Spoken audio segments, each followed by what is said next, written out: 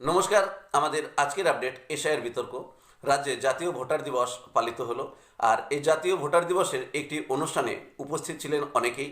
সেখানে ভার্চুয়াল কনফারেন্সে বক্তব্য রাখছিলেন মুখ্য নির্বাচন কমিশনার জ্ঞানেশ কুমার তার বক্তব্যের মধ্যে একটি কথা বলেন যে বাংলায় এশিয়ার নিয়ে মিথ্যাচার চলছে।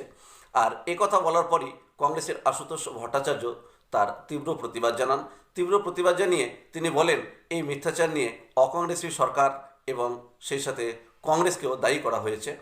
যাই হোক, তাকে সমর্থন করেন সুব্রত বক্সী। এবার অশান্তি আরও একটু দানা বেঁধে যায়। সেখানে বলা হয় যে বাংলায় এশিয়ার বিতর্কে 126 জন ভোটার নিহত হয়েছেন।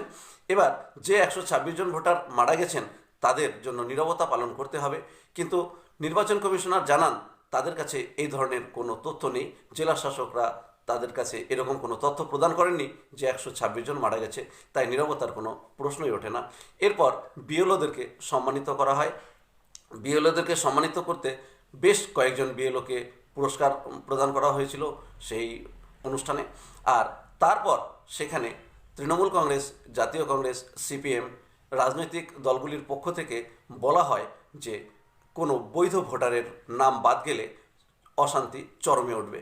আর তারপরেই বিজেপির তাপস রায় বলেন বৈধ ভোটারের নাম বাদ না গেলেও অবৈধ ভোটারদের নামের তালিকা থেকে বাদ যাবে। আর একথা বলার পর আবার একটু দ্বন্দ্বের সৃষ্টি হয়। যাই হোক, সব কিছু নিয়ে এই অনুষ্ঠান একটা চরম অশান্তির মধ্য দিয়ে শেষ হয়েছে, একথা বলা যায়। নতুন নতুন আপডেট পেতে আমার চ্যানেলটি সাবস্ক্রাইব করে পাশে থাকবেন। ধন্যবাদ।